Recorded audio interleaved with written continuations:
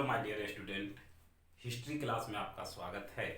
और history class में हम लोग का जो टॉपिक्स है वो टॉपिक्स है the rise of the nationalism in Europe, यानी कि यूरोप में राष्ट्रवाद का उदय। क्लास 10 चैप्टर 1 है ये। आज हम लोग इंट्रोडक्शन समझने की कोशिश करेंगे, आखिर ये राष्ट्रवाद है क्या, क्योंकि इस चैप्टर में हम लोग राष्ट्रवाद का जिक्र करने वाले हैं। ठीक है, ये राष्ट्रवाद है क्या ये हम लोग जानेंगे।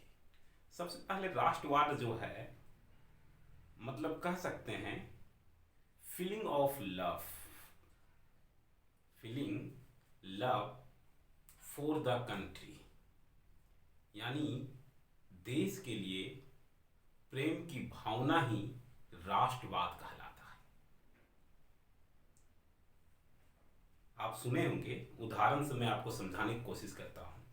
आपने सुना होगा कि मैं कट्टर हिंदूवादी हूं, मैं कट्टर मुसलमान हूं, मुस्लिम आदि हूं। मतलब कि मैं हिंदू के प्रति जो है अपना भावना फीलिंग सपोर्ट करता हूं, हिंदू को मानता हूं, उसके सिवाय किसी को नहीं मानता।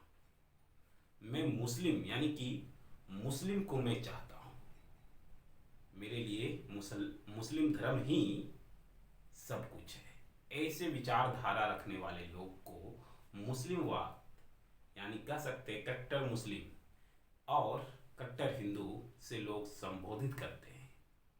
तो अगर मैं अपने देश के प्रति प्रेम की भावना रखता हूं तो मैं कट्टर राष्ट्रवादी हूं। तो आज हम लोग जो इंट्रोडक्शन करेंगे यूरोप में राष्ट्रवाद, तो यही है राष्ट्रवाद। राष्ट्रवाद का आपको डिफिनेशन क्या है, एकदम सिंपल सा, जो देश के प्रति प्रेम की भावना रखते हैं और उन्नति की भावना रखते हैं अपने देश का, वो सारे राष्ट्रवादी कहलाते हैं। समझ में आ गया? एकदम वेरी सिंपल में।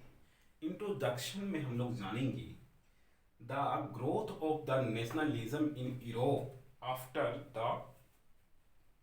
1830 के बाद यूरोप में जो है राष्ट्रवाद का उदय होता है।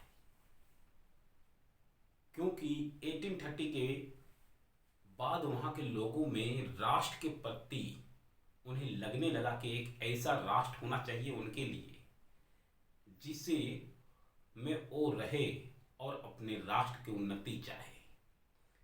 ठीक उसी प्रकार समझ सकते हैं जब हम अंग्रेजों के गुलाम थे, ठीक है, तो अंग्रेजों के गुलाम थे तो हमारे अंदर किसी भी भावना का नहीं था। लेकिन 1857 की क्रांति के बाद हमारे मन में भी एक ऐसा राष्ट्र का निर्माण चाहिए जहां हमारी भी कुछ अहमियत हो अपने राष्ट्र के प्रति, अपने देश के प्रति। जब आपकी अहमियत आपके देश के प्रति होगा तो कहीं ना कहीं आप जो है अपने देश का उन्नति का जिक्र करेंगे। ठीक है, तो यहाँ पे भी आपका यूरोप में 1830 के बाद जो है राष्ट्रवाद की भावना लोगों में जगने लगी थी। कह सकते हैं कि लोगों के अंदर अब ये सोच में परिवर्तन हो रहा था, उन्हें अब एक राष्ट्र चाहिए जिसके लिए वो कुछ कर सके, जहां सभी को समान अधिकार हो। The ideas of Giuseppe Mazzini E T C, ठीक है, ये वहां का राष्ट्रवाद में बहुत बड़ा इनका भूमिका रहा है, इनका तर्क रहा है। General characteristics of the movement in Poland, Hungary, Italy, Germany and Greece, ये एटीसी, ये सब का वहाँ यूरोप में ये जनरल मूवमेंट रहा है वहाँ पे। ठीक है, कहने का मतलब है कि यहाँ से लोगों का जो है क्रांतिकारी स्टार्ट हुई, क्रांति स्टार्ट हुई। हम लोग इस चैप्टर में अध्ययन करने वाले हैं, स्टडी करने वाले हैं इटली कैसे राष्ट्र बना, ठीक है, जर्मनी कैसे राष्ट्र बना, ठीक है, क्योंकि सभी छोटे छोटे टुकड़ों में बटे हुए थे और हम लोग इसी में जानेंगे इटली, जर्मनी और ब्रिटेन के भी बारे में।